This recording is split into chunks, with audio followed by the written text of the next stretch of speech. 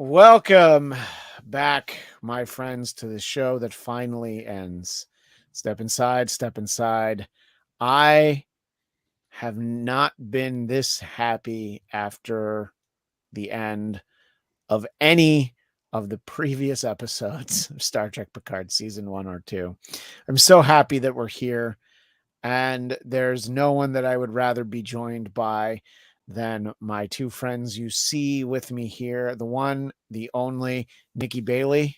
Hey, hey. And Frank Moran. We did it. This is like Yes. this is like high school. It's over. We're all going to college next year, but it's like we're all going to college like, like 20 minutes apart, so we can all still hang out once all of our old friends come back for season 3. But oh boy, I have to try to start with the positive.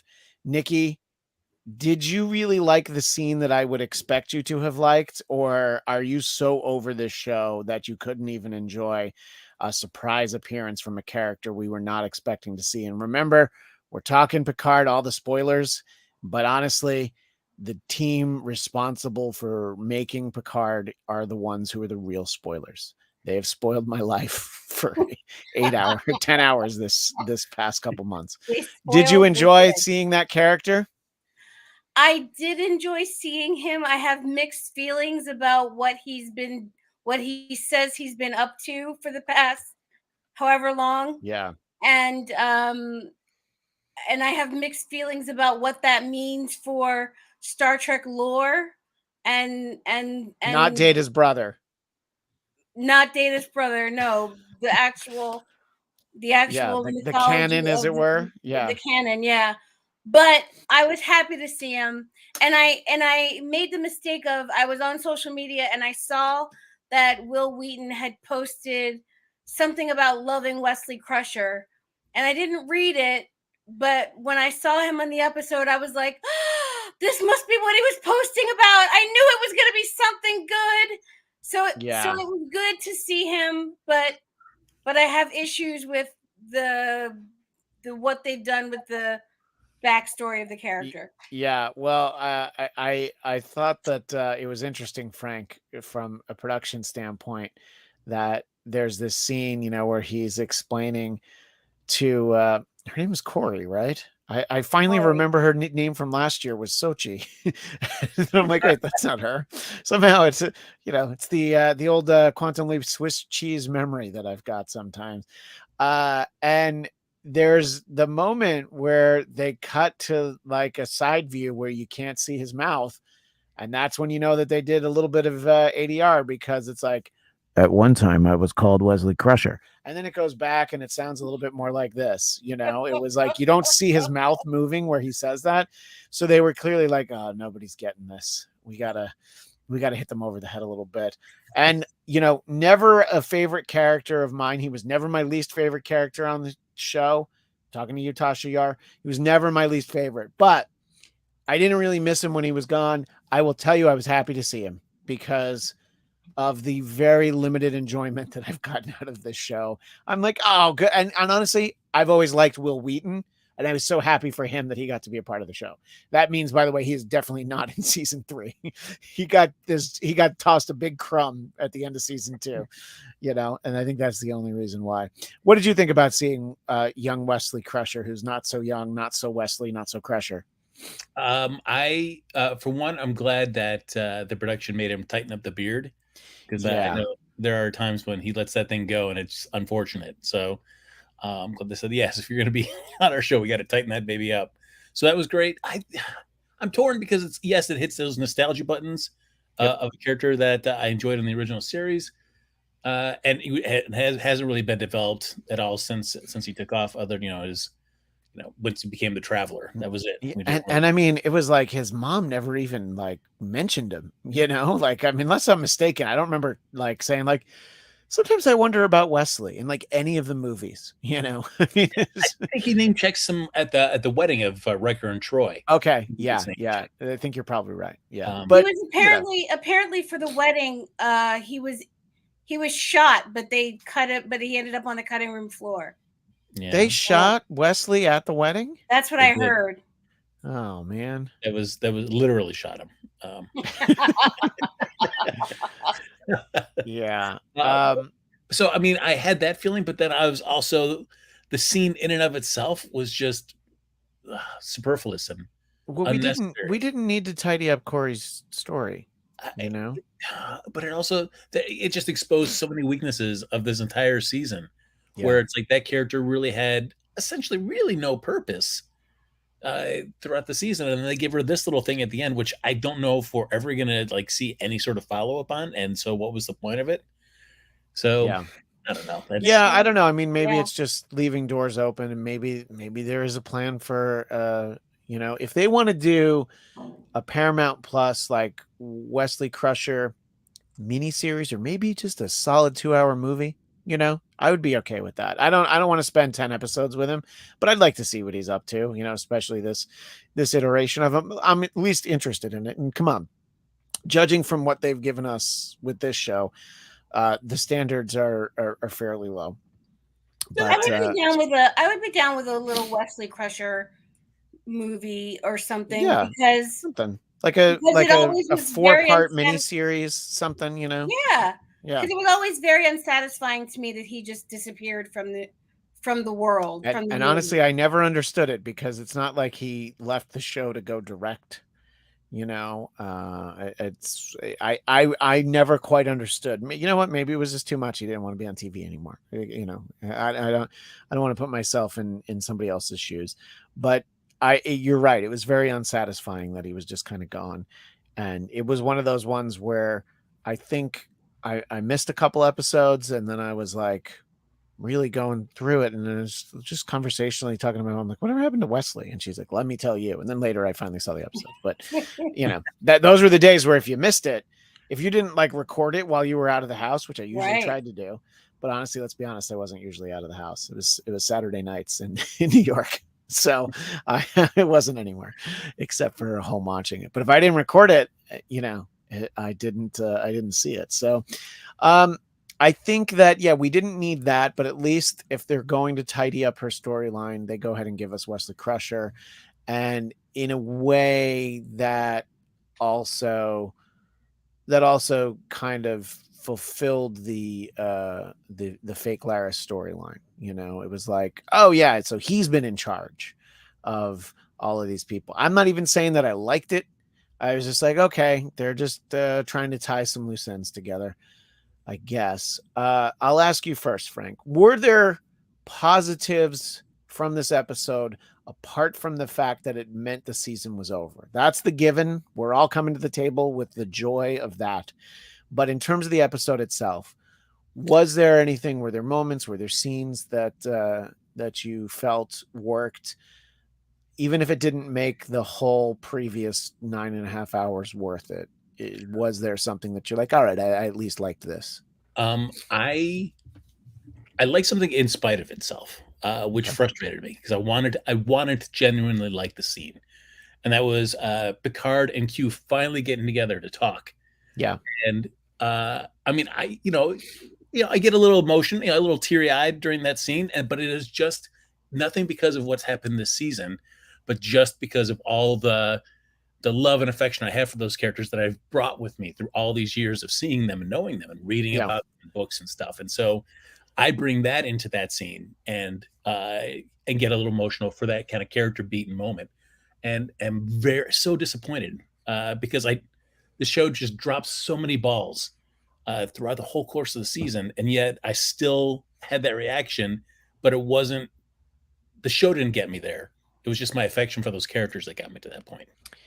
Yeah, the actual scene of them kind of saying their goodbyes to each other. I'd say the one thing that I liked is that Jean-Luc actually gave him a hug, which, you know, an episode earlier, you don't think it would have happened. I think he understood it. It seems very convoluted in the moment, but I like the fact it's like, even if I have to take myself outside of the context of the show, Nikki, it's like, well, the two actors got to hug, you know? So it's like they've worked together for 35 years, you know, not constantly, but, you know, over the course of that time. So it was probably like, oh man, we are not going to work together again. I mean, not in a Star Trek thing. But yeah, I think that the scene, it resonates not because of how it was written, certainly not that, but just the fact that it's theoretically the last time we're going to see the two of them. What did you think about Q and Jean-Luc saying goodbye, Nikki? I wanted to be emotional. I wanted to have some kind of emotional response to that scene, but I didn't. Yeah. Like even Frank, what you're saying about like your love for those characters or for those actors and for the sort of meaning that they have for you. I didn't get that. I didn't get any warm fuzzies, and I wanted some warm fuzzies. And mostly what I wanted was, all right, well, if Q's been like in love with Jean-Luc for 30 years, Yeah.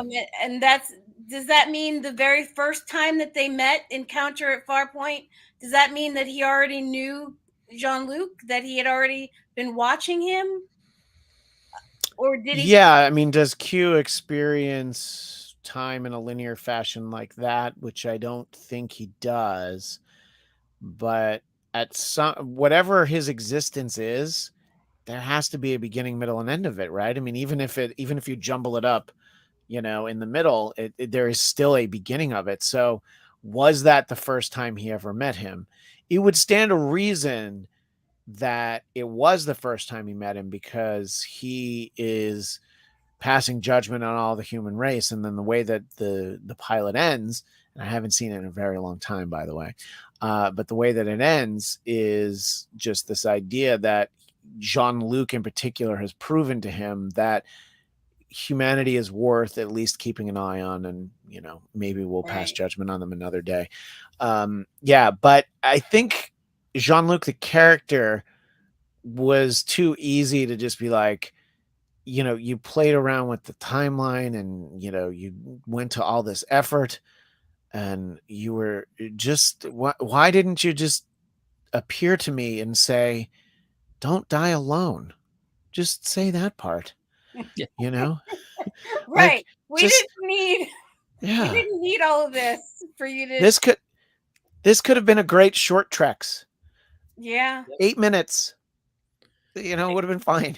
It's frustrating because I even remember the first episode we talked about it, and you were saying, "Oh yes, John Delancey did an interview. Said he's going to be in 6 episodes this season." So I'm like, "Oh, yeah. hot dog! All right, we're going to get a lot of this stuff." And yet, my worst fears of it came to pass, where he was in so little of each of those episodes. And I mean, this is basically supposed to be about Picard and Q this whole season, and yet we get so little of that.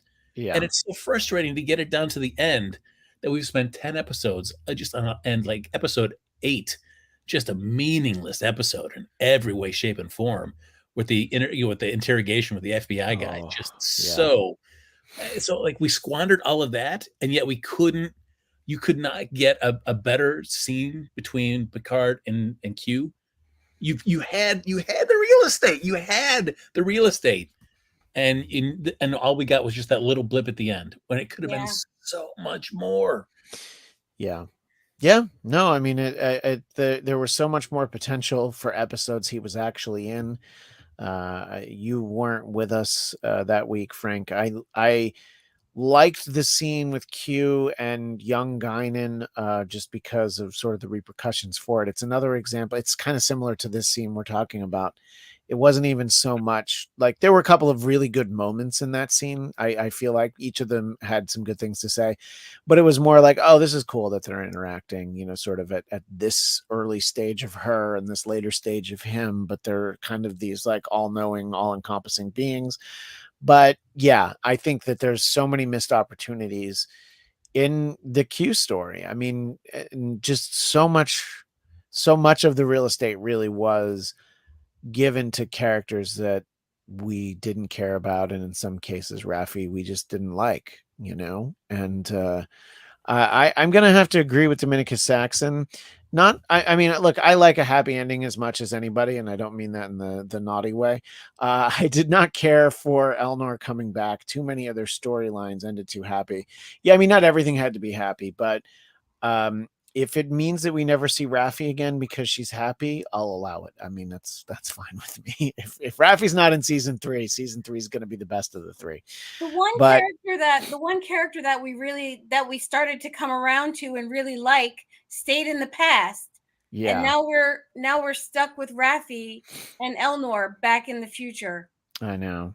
Yeah. And what's frustrating is that the whole 7 and 9 and Raffi thing, it really doesn't get any development at all. And so all we get to at the end of the season is they kiss, just like they did at the end of the first season. There's no real okay.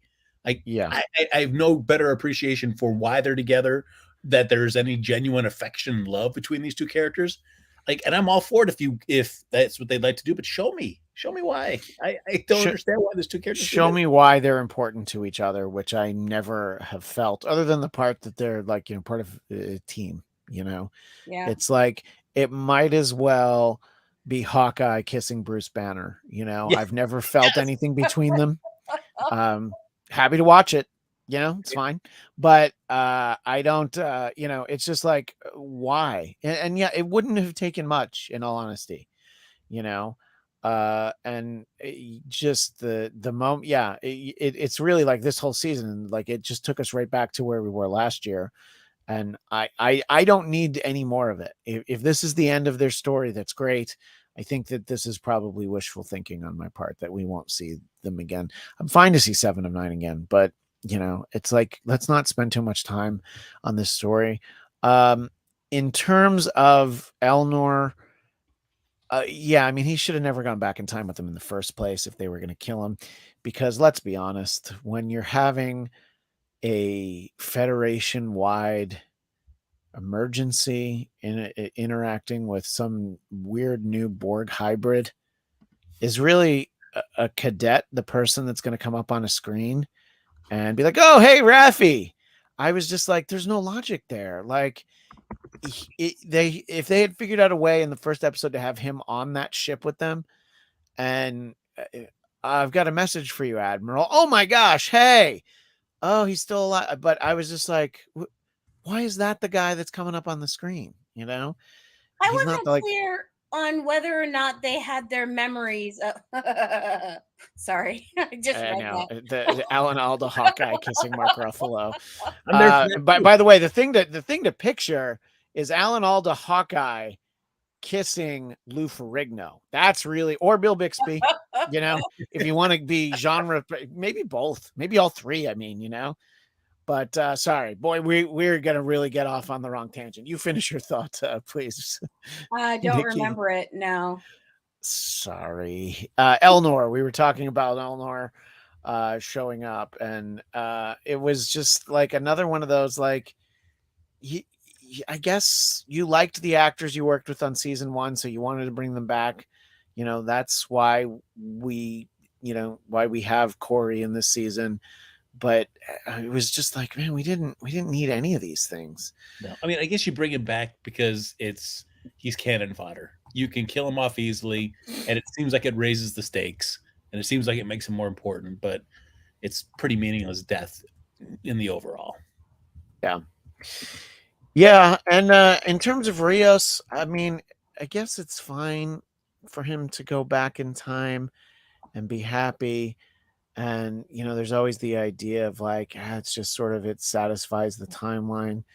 And I mean, to get really specific, he's going to help her raise a kid that was already born. So he doesn't create a character, but create a child that didn't belong in the timeline. You know what I mean? So there's not that. He just sort of has the knowledge. He doesn't, I don't assume he carries around like a phaser or has any technology, although, I mean, it would stand to reason he'd have something.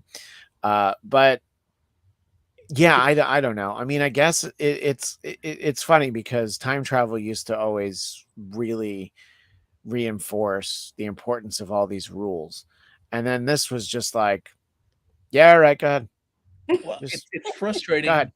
Because they go back and then the writers say, oh, because they went back, even though they're before the timeline diverged, she doesn't. That's why Guinan doesn't remember Picard. like, which makes zero sense. It still makes no sense. Yeah. But now she has this memory of meeting Picard in LA in 2024. But what?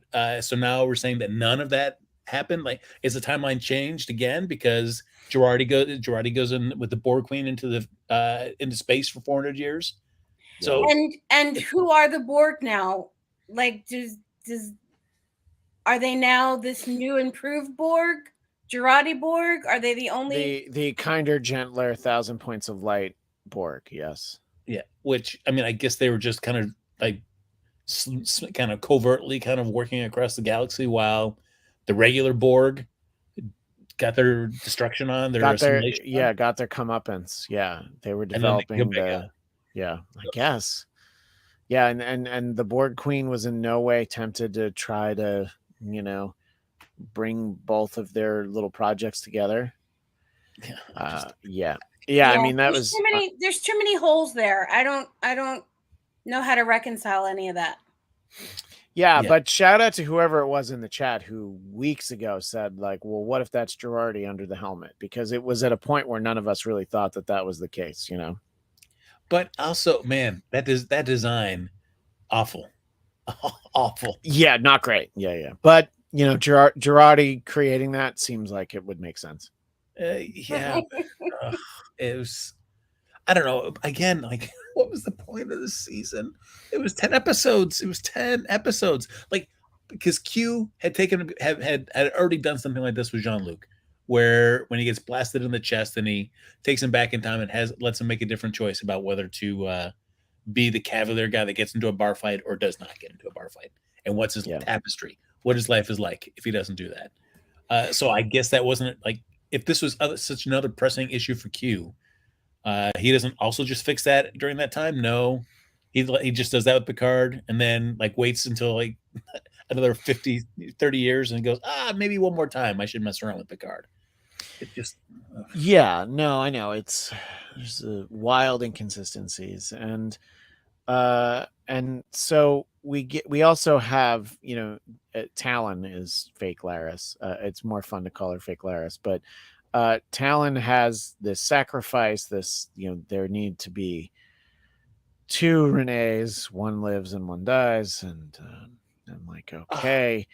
And I mean, that was probably the least surprising thing, I think, just because we've seen, look, if you've seen a Mission Impossible movie, even one of them, the fact that she comes out and you see Brent Spiner,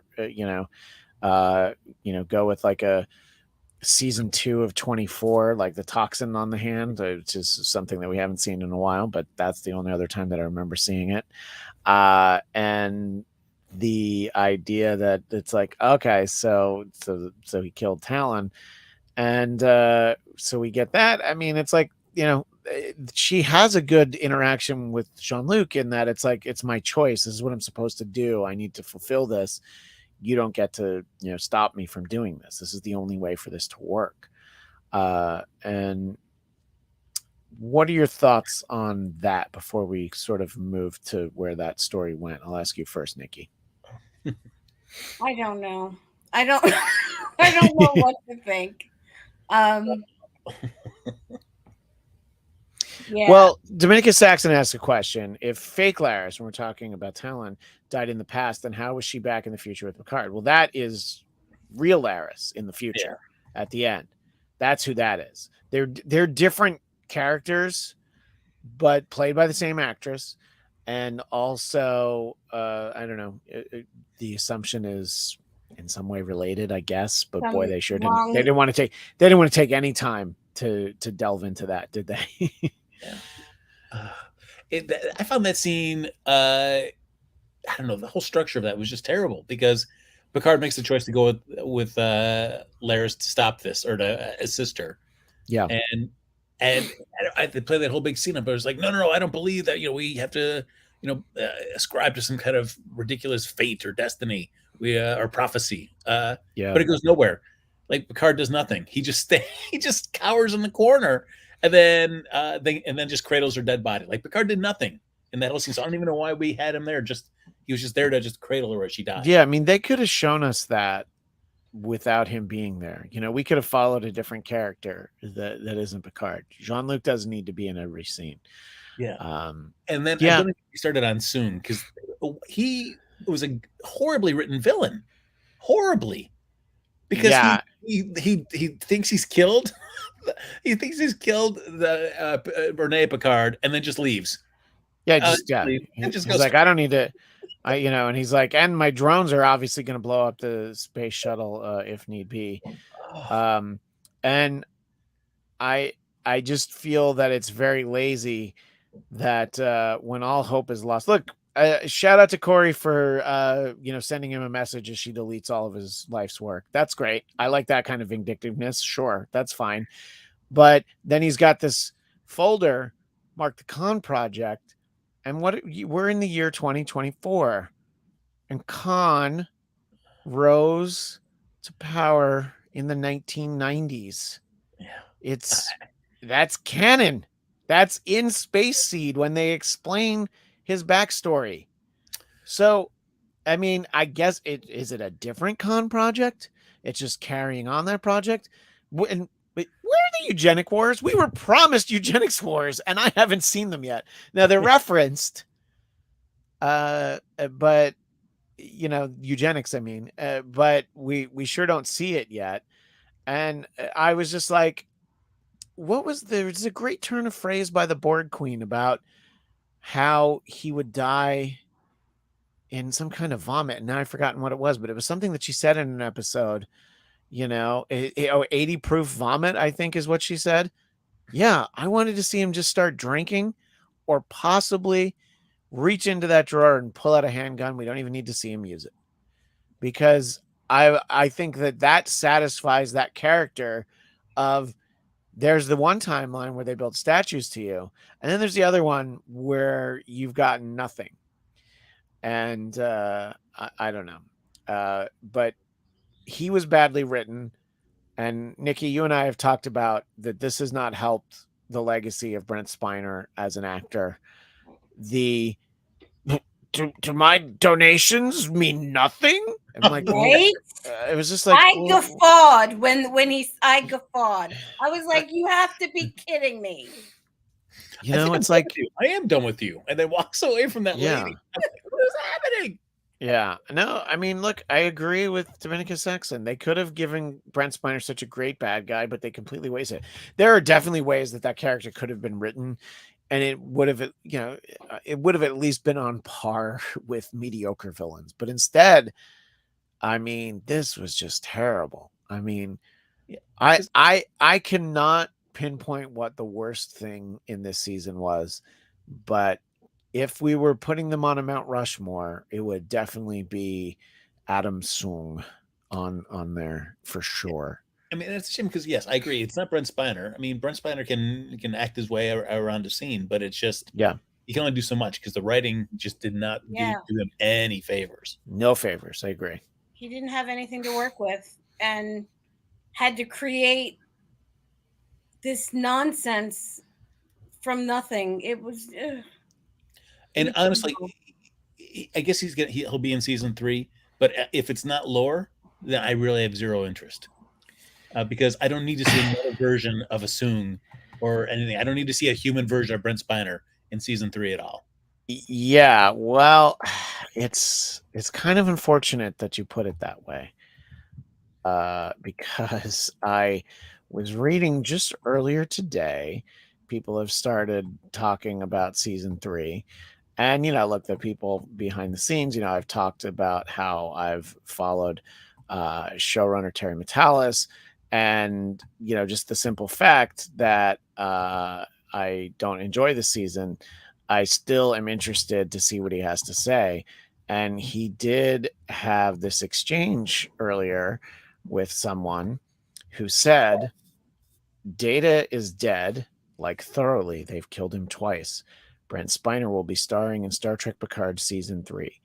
Therefore, Brent Spiner will either be playing A, yet another Sung, or B, Lore is the antagonist in Season 3. Let's hope it's B. And then Terry Matalas says, or C. Ugh. So It's already not Well, lore. what are they gonna do? Could there be a third brother that they've, you know, if he is a data-like android, it'll be better than if he's human, is what I'm saying. You know, like this is not an ideal scenario, but what if there's another one? You know? Yeah. I mean, do they I mean, I already know they said that B4 did not. He was Yeah. too. No, I It wasn't know. advanced enough to. His positronic matrix wasn't advanced Yeah. enough. But maybe Yeah. they dig him out of the mothballs. I don't know. This season was so terrible that I just my confidence and enthusiasm is really shaken for season 3. I will Yeah. watch it, but I fully expect it to be terrible. Even with everyone in it, I don't have faith in it. And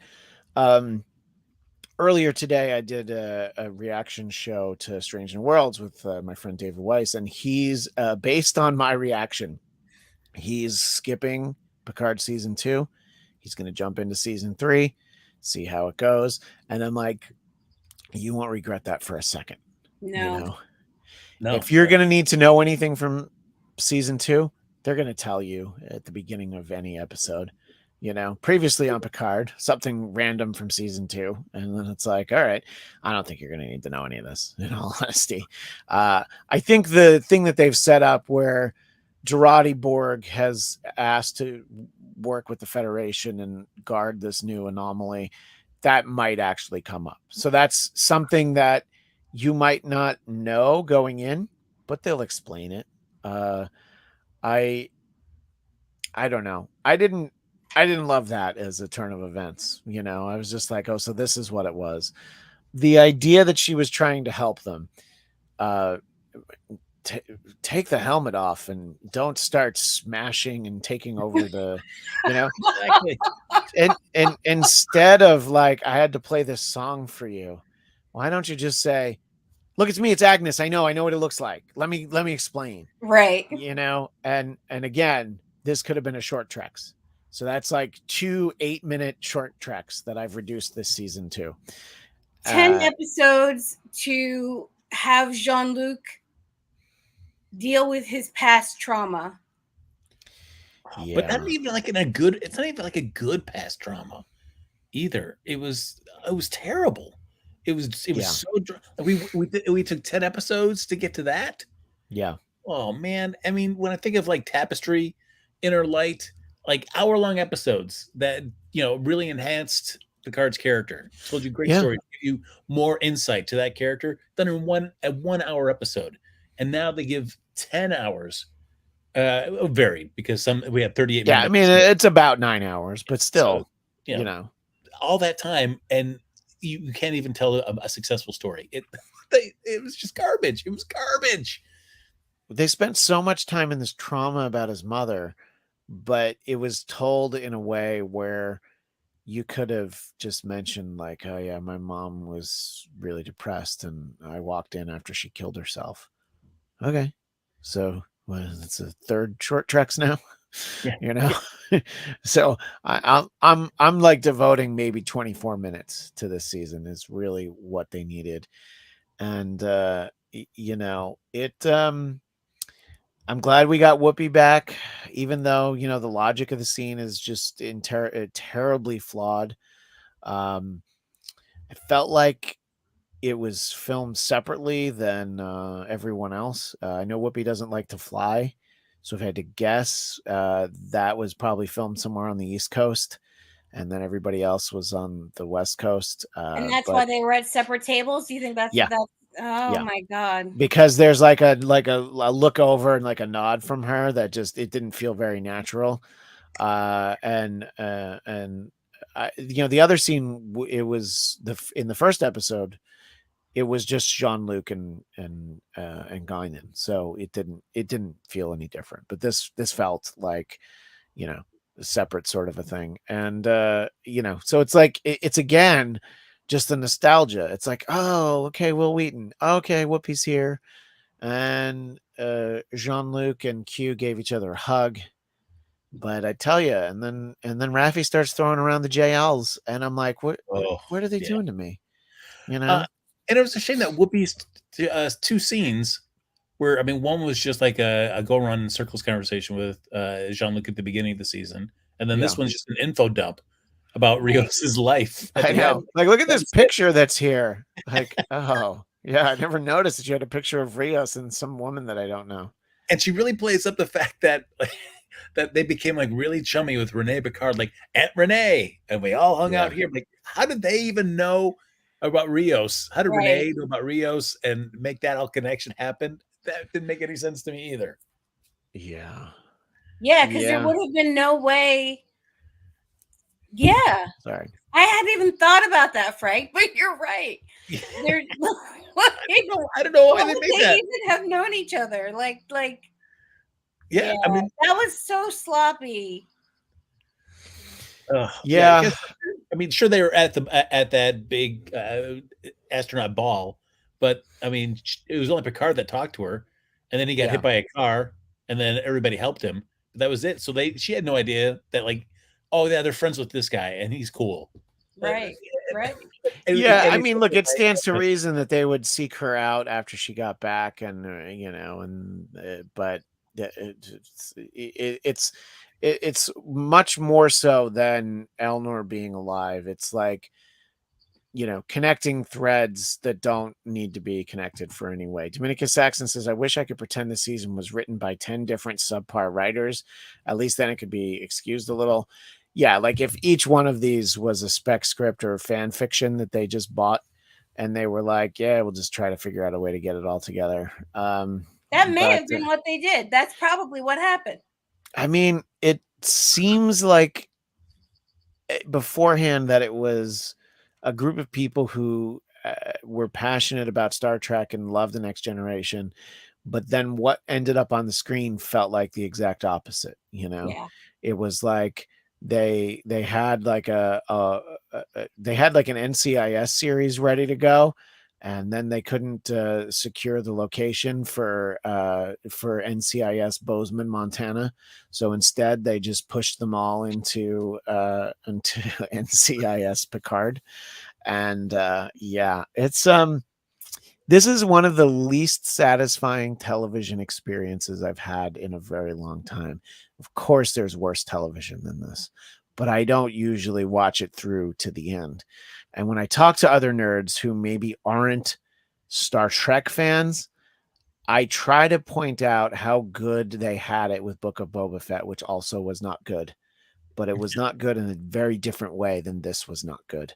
It was largely watchable, but disappointing. This is just like, oh no. It was a sense of dread to watch it every week. There really was. I would have to talk myself into it. I know that Frank, Nikki almost bailed on me on the last episode because she just didn't want to watch it, and it was good because at the last minute you had something come up. So I was like, man, I would have been talking about it by myself. I would have done like a 6-minute show. You want to talk about a short trek? I would have been like to Craig and Dominica Saxon, been like, what did you guys think? Like, yeah, I don't know. Let's talk about something different. Let's talk about our favorite DS9 episodes. And it is such a shame that I mean, for whatever reasons, whether it's budgetary, and that's why they said, all right, we're going to be in just 2024 for the majority of the season. But I still feel like there's still a you can tell, even budgetary constraints, even like we're going to stick in 2024. There's a much better version of this season that could have been told. And I don't know why they just consistently made just bad choices. Yeah, no, I absolutely agree. So disappointing.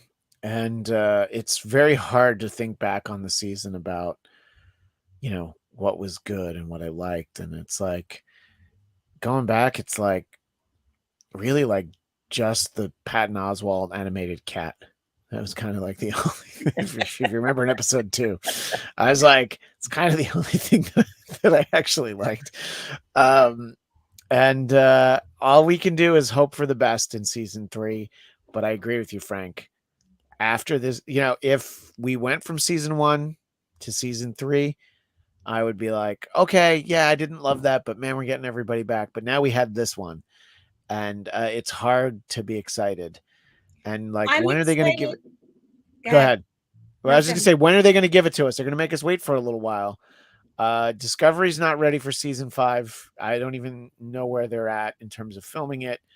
You know, we've got Strange New Worlds right now, but I think live action Trek, once we get through Strange New Worlds, I don't think there is anything else for this year. I think we're going to have to wait till sometime next year for Picard season 3. But what were you going to say, Nikki? I was going to say the only reason I'm excited about it is because the old TNG cast is coming back, and the only reason that I'm excited about it now is because I watched the series finale of Enterprise. I was going to get to that. I'm glad you brought it up, because previously I felt like that was one of the worst hours of Star Trek, but I mean, it's Wrath of Khan compared to this, really. But what did you think? And you know, spoiler for a 17-year-old show or whatever it is, the series finale of Enterprise. We've referenced it so many times. I appreciate you taking the time to squeeze an extra hour of Star Trek in your life when there's been so much subpar Star Trek for the last 10 weeks. I didn't know any of the characters, so I didn't, care about anybody dying or whatever. But I was so excited to see Riker and Troy that I was just like,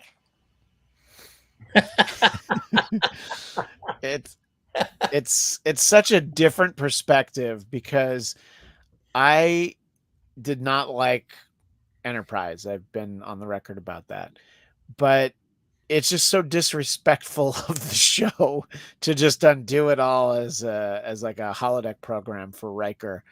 And it's like the St. Elsewhere ending, where it's like the whole thing was in a snow globe and an autistic boy just looked down at it and he envisioned all these characters in a hospital.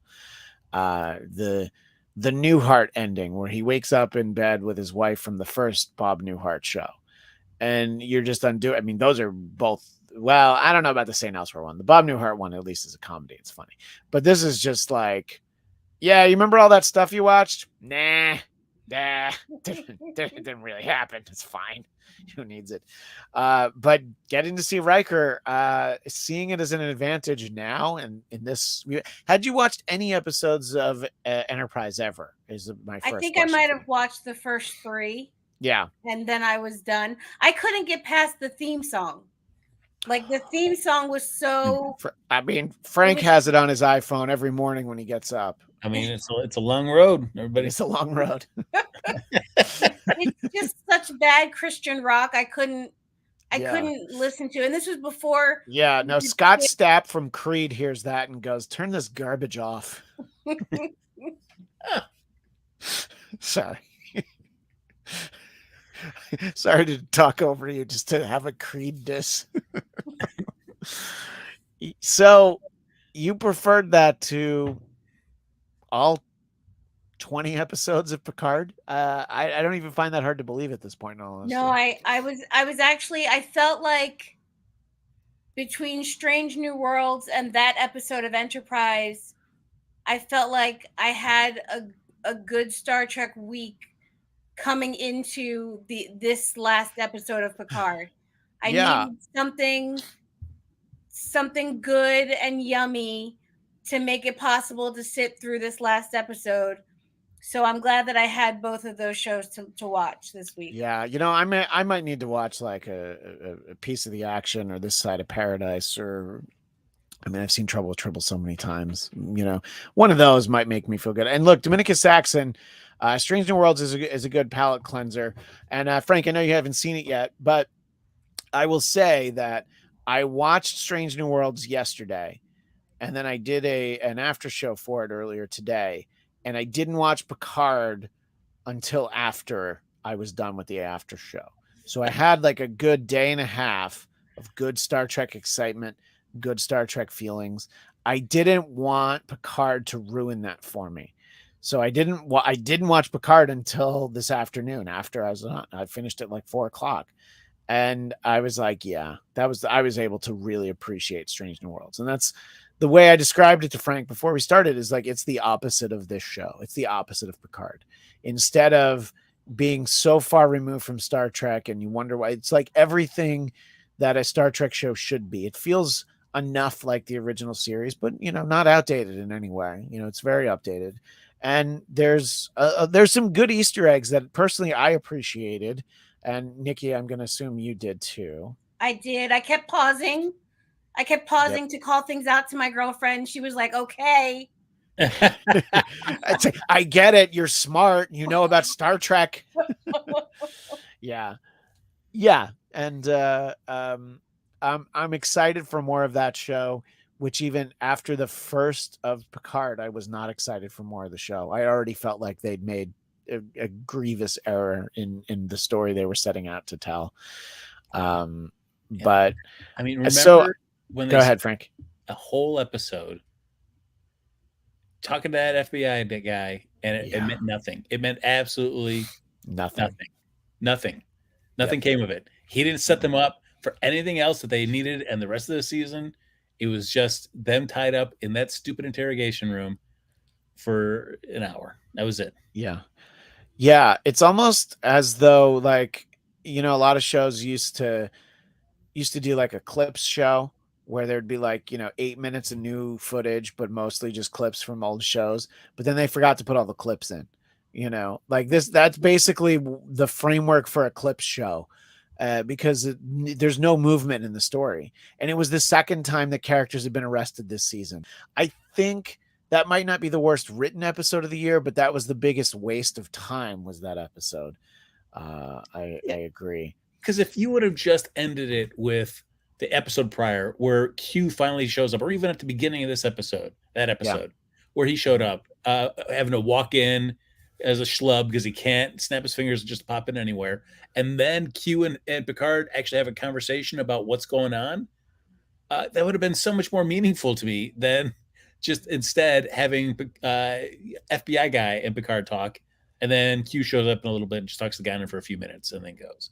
No, I think that for the FBI guy, I think it was a bunch of sci-fi geeks in a room, and they were like, and somebody was rewatching the X-Files, and he was just like, what if we threw like a Mulder guy at them? That's the only thing I can think. Yeah, so they just felt like, now if they had cast David Duchovny to play that character and it was written exactly the same, I at least would have been like, that's cool. We got an X-Files. Exactly, we got an X-Files Star Trek crossover, even though, he would have been called something else.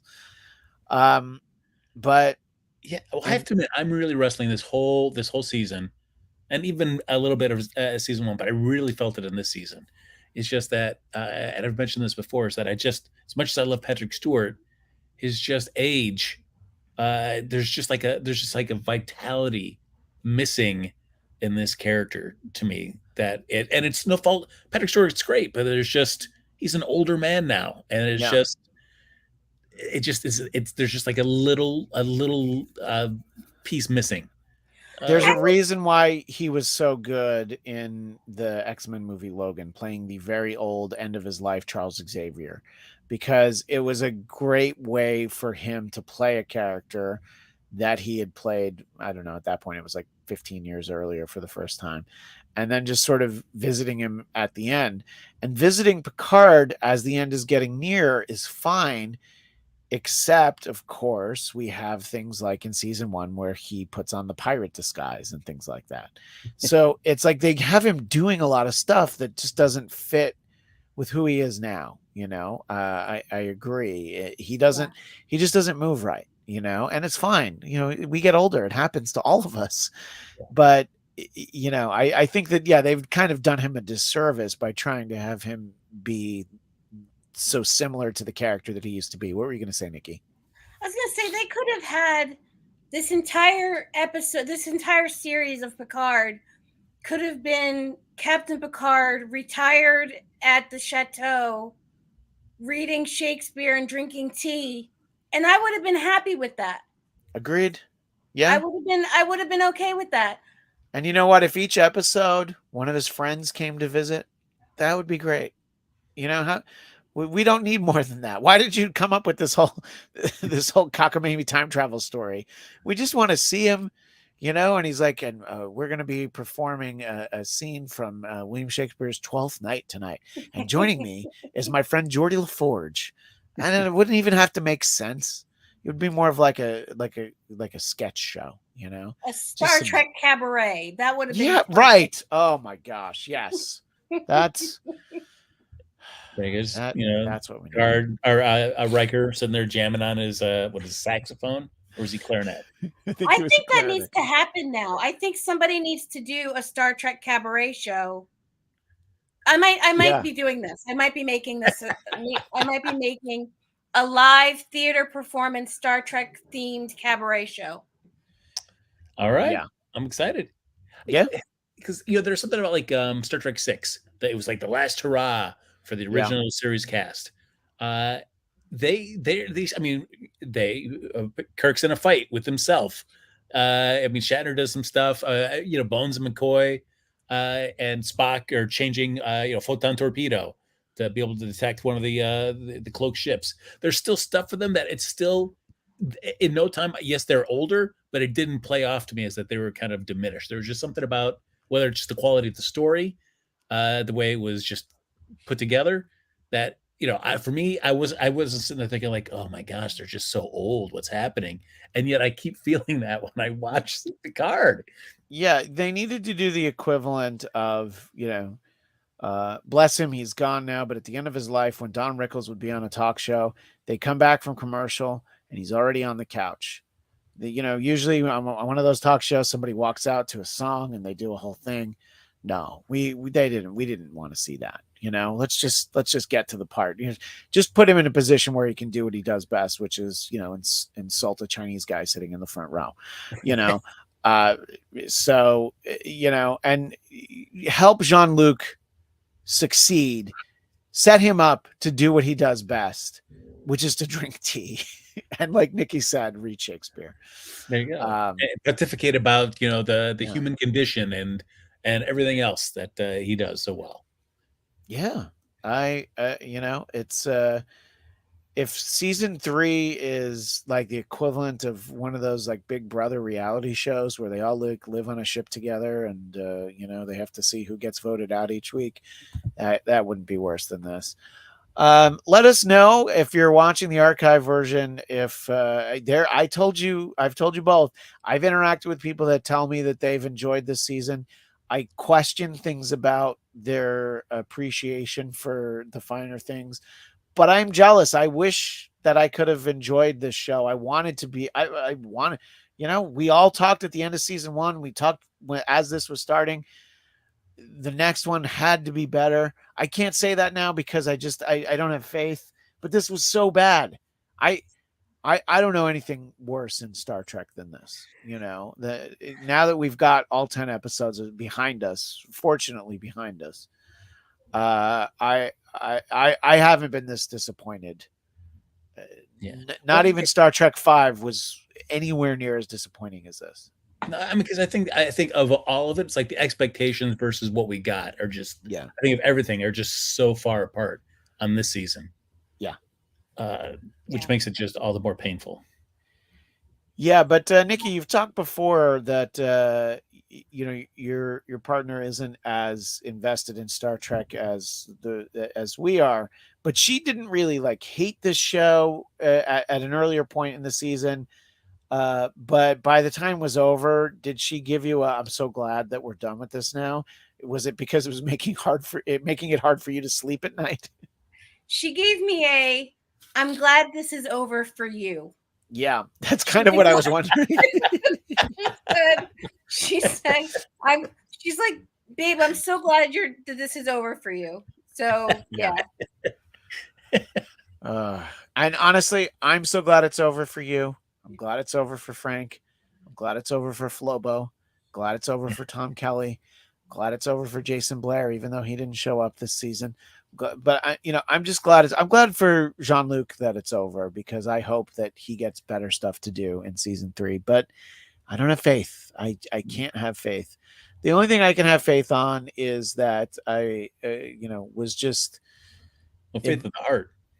Yeah, but I have faith in Strange New I've World. got faith of the You gotta have heart. faith, the faith. You gotta have faith.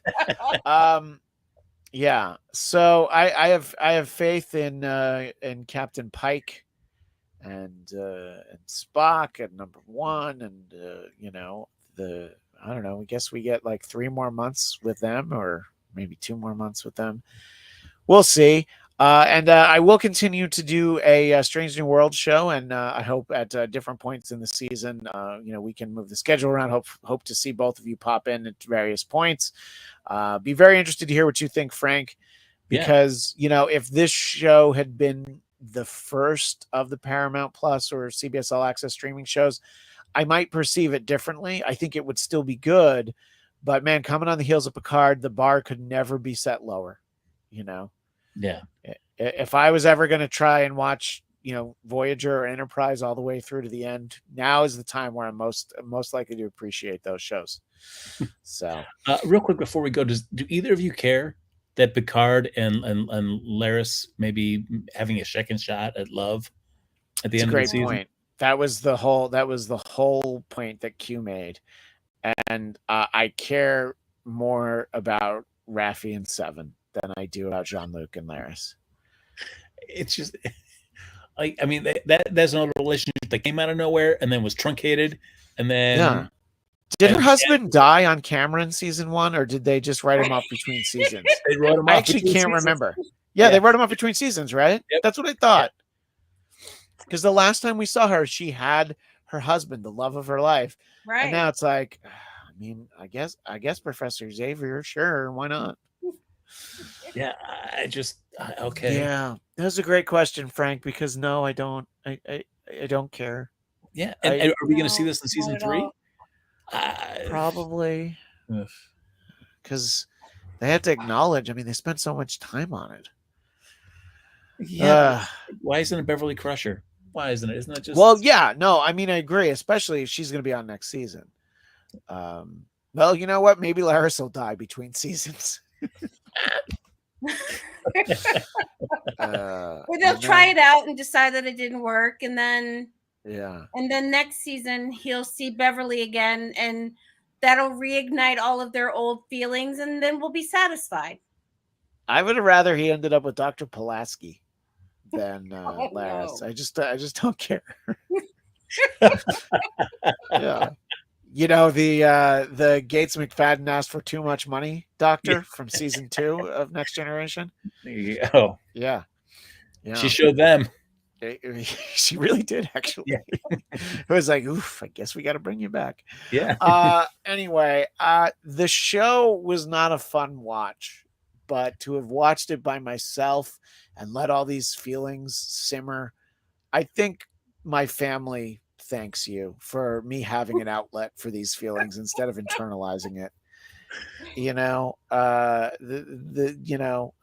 I'll probably sleep better than I have in the last 9 weeks tonight. Now that I know that it's over, my mind won't stray to roads not taken and stories better left untold.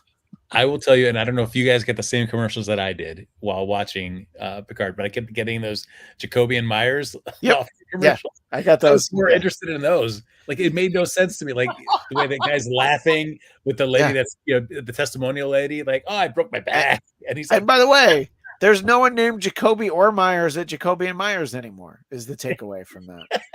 Yeah. It's like Celino and Barnes. They're not together anymore either. Nothing can stay together anymore, except apparently for Jean-Luc and Laris. They're the couple that we all needed in our lives. Right.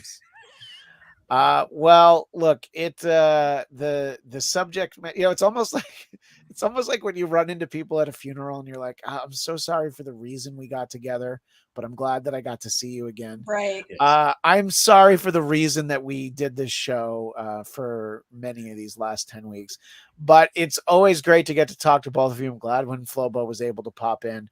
It feels like old times doing the shows at AfterBuzz, except there's no free popcorn outside that door, unfortunately. But other than that, it's been great fun. So I hope we're able to do it at some point during the Strange New World season. And Frank, I'm legitimately I would be surprised if you didn't like it. I mean, just in general, you'll probably like it less than I did. But yeah. I will watch it tonight, as a matter of fact. okay. So. Yeah, let us know. Yeah, we'll definitely we'll definitely, you know, I think a lot of times I'm going to do the after show in the afternoon, but we'll pick a week where you can definitely do it in an evening, because I think people want to hear what you think about it. And there's a lot of those Easter eggs or stuff that I definitely want to talk to you about and see what you think it means and all that, but nothing that I want to give away now. So, you know, we don't want to spoil the other show. And if you are watching Strange New Worlds, please subscribe to the Black Cat's YouTube channel. You'll find our show. I think that the next episode will also be on Thursday afternoon. And then I'm going to New York for a couple weeks, so I don't know when I'm going to do it. Maybe in the middle of the night. We'll figure it out. Yeah, I mean, I would like nothing more than be able to talk about Star Trek that actually I enjoyed. So yeah, it's been a while, and in some ways we've never done that, because yeah, that's true. That's true. I think the Mirror Universe season in general we were able to all appreciate in different levels, and you know, but that was I think that was the last time that we were all like, yeah, we really liked this. You know? And then really it was like just the Mirror Universe part of it. And that wasn't even, you know, it was the original, the Pike crew showing up was kind of the best part of that. Yeah. So it'll be fun to get to talk about that again. But in the interim, Nikki, where can people keep in touch with you? You can find me at NikkiBaileyComedy.com or on the social medias at NikkiBailey_. And Frank, where can people find you? Follow me on Twitter and Instagram at HappyGoJackie. Quick thought from Dominicus Saxon. I would have enjoyed a full episode of just Picard and Q sitting down with a cigar and whiskey, hammering out the end of Q's life. Absolutely. Yes. But the great way to end. Picard Therapy Group meets every Thursday at the Rec Center. But until then, please subscribe and follow me on Twitter and Instagram at ChristianDMZ. Hope to see all of you out there in the audience next week for our Strange New Worlds After Show episode 2. But until then, as always, live long and prosper.